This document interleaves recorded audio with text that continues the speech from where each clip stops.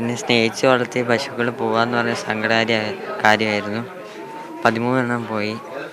അപ്പം 2 എണ്ണത്തിന് തീറ്റ തിന്നാനൊരു മടിയും കൈക്ക് കംപ്ലൈൻ്റ് ഒക്കെ ആയിട്ടിരിക്കും.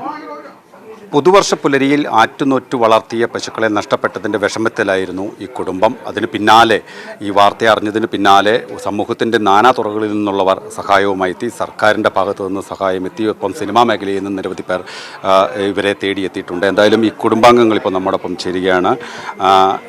എന്തൊക്കെയാണ് ഇപ്പോൾ നിങ്ങളുടെ ഒരു അവസ്ഥ? ആദ്യം വിഷമമായിരുന്നു, ഇപ്പോൾ ഒരുപാട് സഹായങ്ങൾ എത്തിയിട്ടുണ്ട്. സിനിമാ മേഖലയിൽ നടക്കം എത്തിയിട്ടുണ്ട്. ജയറാം ഉൾപ്പെടെ വീട്ടിൽ വന്നിരിക്കുന്നു, മന്ത്രിമാരടക്കം വീട്ടിൽ വന്നു. എന്താണ് ഇപ്പോൾ പറയാനുള്ളത്?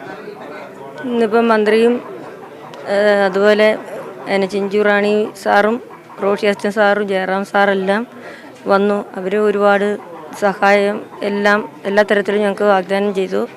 അതിൽ ഒരുപാട് നന്ദിയും എല്ലാം ഉണ്ട്. പിന്നെ ഞങ്ങൾ ഇവിടെ ഉണ്ടായതായിരുന്നു, ഇവിടെ നിന്ന എല്ലാ പശുക്കളും ഇവിടെ തന്നെ ജനിച്ചതായിരുന്നു.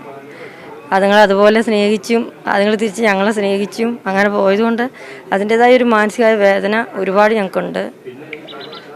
പിന്നെ ഞങ്ങൾക്ക് സഹായവും എല്ലാ തരത്തിലും സ്നേഹവും എല്ലാ തരത്തിലും ചെയ്തെന്ന് എല്ലാവർക്കും ഒരുപാട് നന്ദിയുണ്ട്. എന്താണ് മാത്യു പറയാനുള്ളത്? ഒരു മികച്ച കർഷകനുള്ള സംസ്ഥാന സർക്കാരിൻ്റെ അവാർഡ് വാങ്ങിയ ആളാണ്. അതിന് പിന്നാലെയാണ് സർക്കാരിൻ്റെ ഭാഗത്തു നിന്നുള്ള ഇടപെടലൊക്കെ ഉണ്ടായിരിക്കുന്നത്. ഇനിയും ഇത് മുമ്പോട്ട് കൊണ്ടുപോകാൻ തന്നെയാണ് തീരുമാനം? അതെ, മുമ്പോട്ട് കൊണ്ടുപോകാൻ തീരുമാനം. പിന്നെ സ്നേഹിച്ച് വളർത്തിയ പശുക്കൾ പോകാമെന്ന് പറഞ്ഞ കാര്യമായിരുന്നു. 13 എണ്ണം പോയി. അപ്പം 2 എണ്ണത്തിന് തീറ്റ തിന്നാനൊരു മടിയും കൈക്ക് കംപ്ലൈൻ്റ് ഒക്കെ ആയിട്ടിരിക്കും. ഇപ്പോൾ പശുക്കളല്ലാതെ എത്തുമെന്നാണ് പറയുന്നത് കേട്ടത്. എന്തായാലും വലിയൊരു സഹായം തന്നെയാണോ ജോർജ്? ഒട്ടും പ്രതീക്ഷയില്ലായിരുന്നു. അപ്പോൾ എല്ലാവരും പല കോണിൽ നിന്നുള്ളവർ വരെ സഹായമായിട്ട് വരുന്നുണ്ട്. വളരെ സന്തോഷം.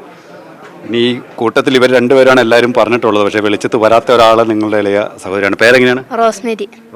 ഇവരെ പശുവളത്തിന് സഹായിക്കാറൊക്കെ ഉണ്ടോ? ഉണ്ട്. സന്തോഷമാണോ? വിഷമമൊക്കെ മാറിയോ? കുഴപ്പമില്ല.